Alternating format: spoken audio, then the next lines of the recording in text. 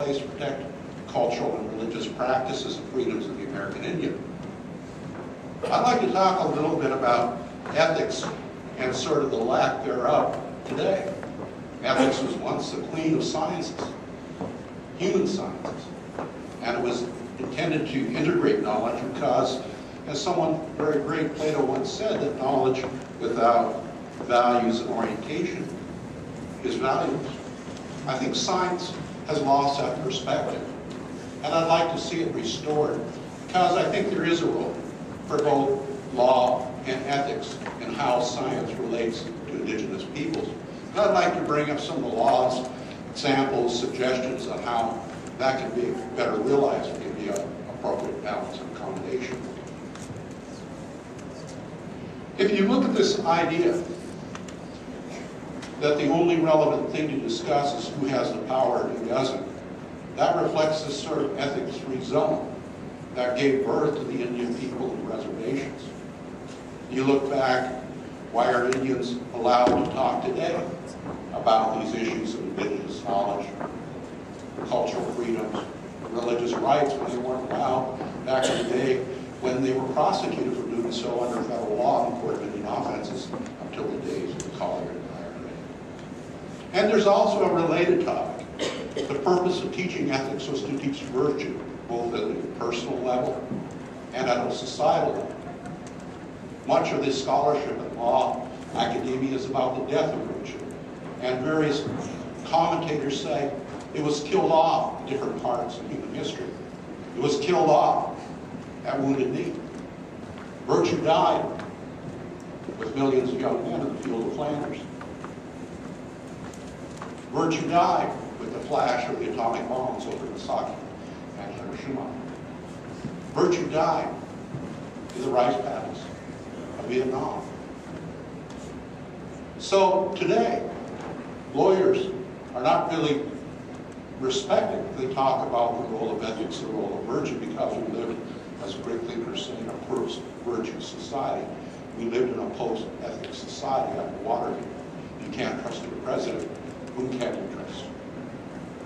So restoring ethics and its rightful relationship, and restoring virtue as a rightful relationship between the Indians and the non-Indian people is a fraught project. I'd like to just give you some examples of how fraught this project will be. One might say, what's law? Well, here's what law is. Law is the afterbuilding, after the Big Bang, the death of ethics and virtue. Law doesn't seek to make people better, make societies more worthwhile. It seeks to maximize the worst situations. And the law operates in the face of massive society failure. It tries to maximize the worst options, the best of the worst. So if you think about law and its relationship to ethics and virtue, it's very tenuous indeed, at least in modern society. Here's a sample, before I go to the global level, of the local level, of the need for ethics in science. Here's a local story, and it's from the Missoulian of 4 days ago.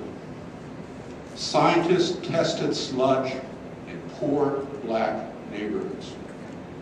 Baltimore, where John Hopkins is.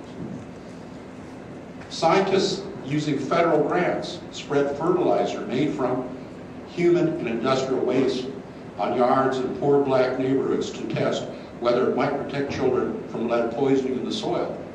Families were sure that the sludge was safe and were never told about any harmful ingredients.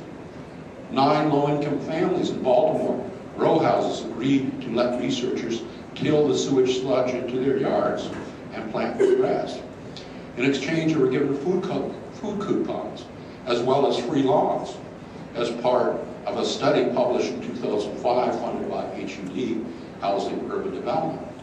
The Associated Press reviewed grant documents obtained under the Freedom of Information Act and interviewed researchers. No one involved with the $446,231 grant for the 2-year study would identify the participants citing privacy concerns. There's no evidence there was ever any medical follow-up. That's the local level. And I'm going to talk a bit about how big science, as against little science, has come to dominate the scene.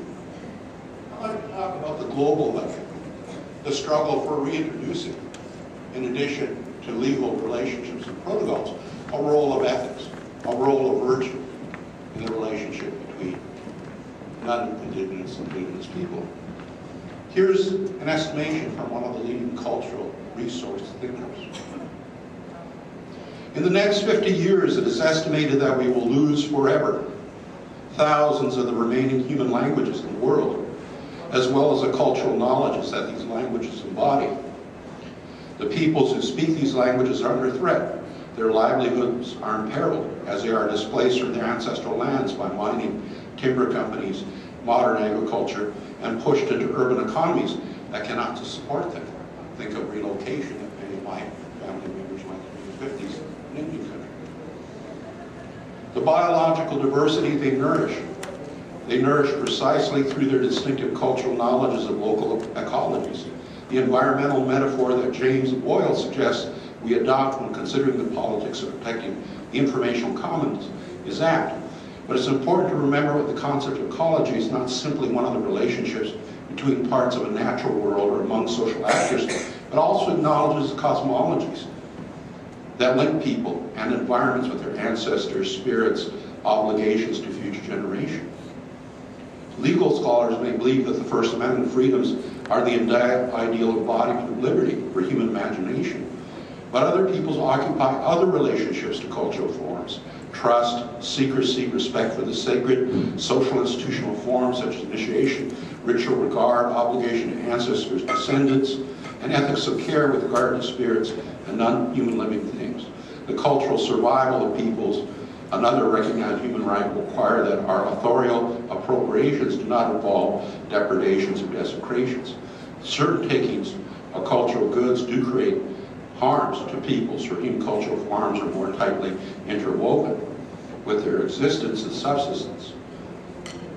So that he's calling on greater legal relationships, UN declarations, changes in international customary law, changes in the newly adopted Indigenous Covenant.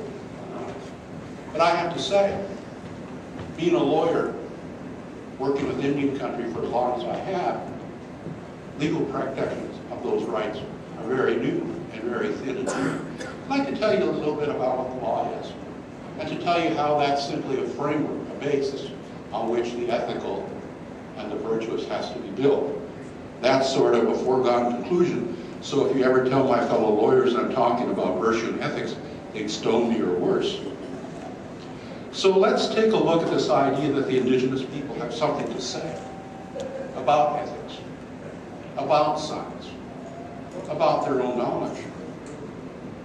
And they were arguably the most poked, probed, scientifically studied peoples in the world. In this regard, in light of the non-Indian intrusion and disregard of the Indian people rights, the most leading Indian scholar in the world, Felix S. Cohen, called them the miner's canary of America, meaning that the toxicity of the political, social, and cultural atmosphere is measured by how the least are regarded in our law. He meant, I believe, that given that they were the subject of the first large-scale human experiments, many times scientifically justified, removal, reservations, allotment, federal Indian boarding schools, termination, public law 280, and today, perhaps the new most elusive and odd idea, self-determination, authored by that great Indian president, Richard Milhouse Nixon. So let's take a look at the degree of rights accorded the indigenous, cultural, religious freedoms of the Indian people as a measure of how much the atmosphere has changed. Is it safe to breathe, and can you take off your gas mask? Some people would say yes, some people would say no. Cohen theorized in his famous book on the subject that the purpose of the 19th century and into the 20th century Indian policy, the ethics-free zone and virtue-free zone of nation building that I talked about, was to vanish all of the Indian people. Vanish them as other immigrants, I suppose, although they weren't immigrants, into what's called the melting pot. Find a place for them as the relish or the mustard or the ketchup in the salad of America, right?